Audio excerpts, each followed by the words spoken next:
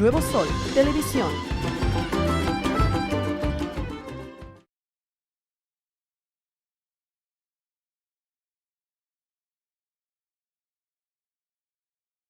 I was part of Shotgun Gangster Crips. I joined when I was 14. I was raised by my grandmother, and my mother worked 3 jobs, so I never really saw that much.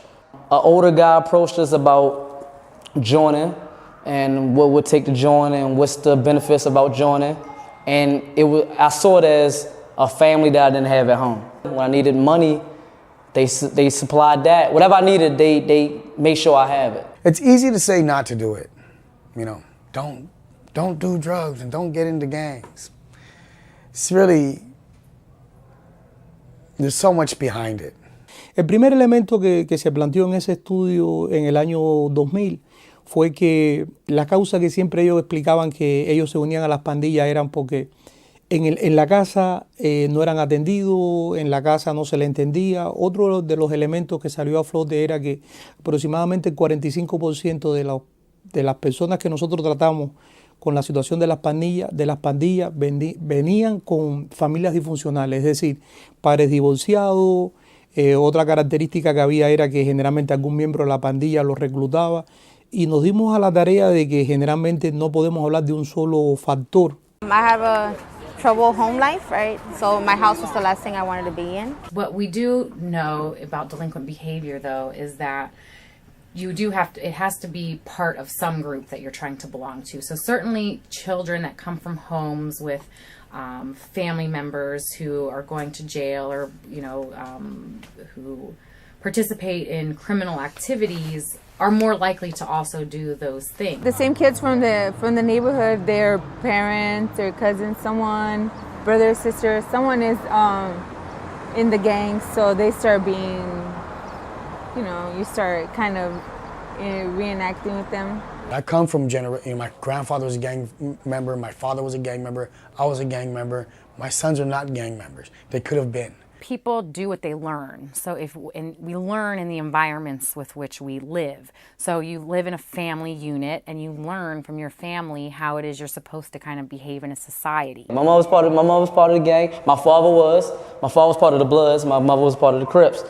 So if in your family there's a lot, your family members are delinquents or criminals, you observe, you've spent your childhood visiting your family member in prison, let's say, then that in a sense normalizes that world for you in a different way than a child who's never been exposed. We grew up with a family that's on welfare, we live in the projects, we live in streets where there's gangs. Probably one of the even more important variables we would consider is poverty.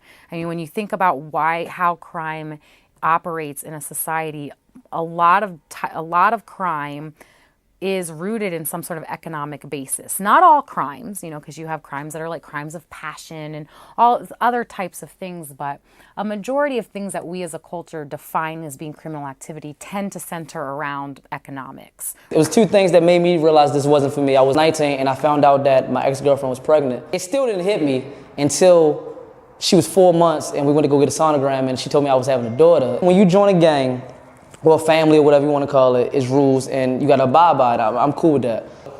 I still was going to be like, I can't turn my back on my family.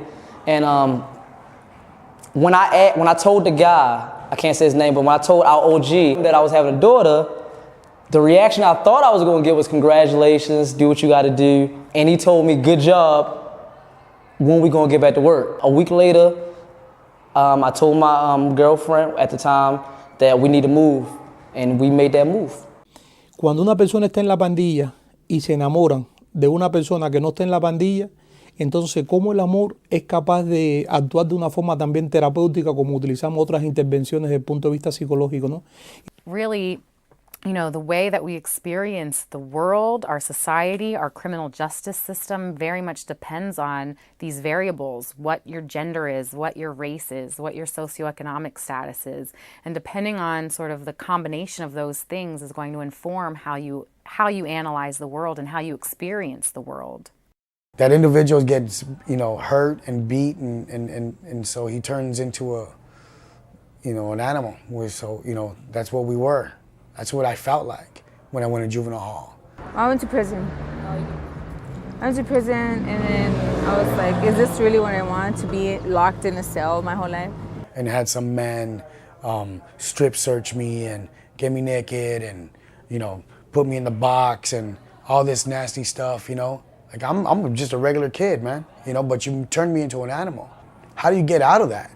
So I kind of just like, you know, I'm just gonna go forward from here. I have my own family now. I have a boyfriend and I'm about to have a baby, so. Para salir de una pandilla, lo primero que hay que ver es una motivación. My son's father at that time was in YA, that's like a juvenile facility for minors. So he was there and he heard through Father Greg, because Father Greg used to go to the campsites in East Lake, and so he heard him speak. And when he got out, he told me, like, you know, we gotta get our stuff together, let's go check it out.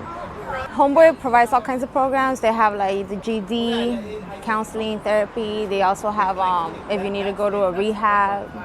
So they have all those types, tattoo removal. It's helped me with being responsible, having a different way of thinking, as a positive way. It taught me how to, it's just techniques to find jobs, you know.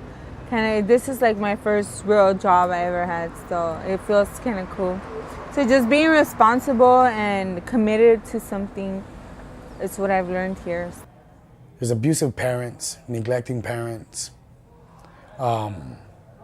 There's just a need for love in that person's life, and we look at that individual and say, "Don't do it," but it's not about. It's their surroundings. It's their parents. It's not that individual. You know, if there's anything else, say, open your eyes and look for someone who loves you and cling on to that.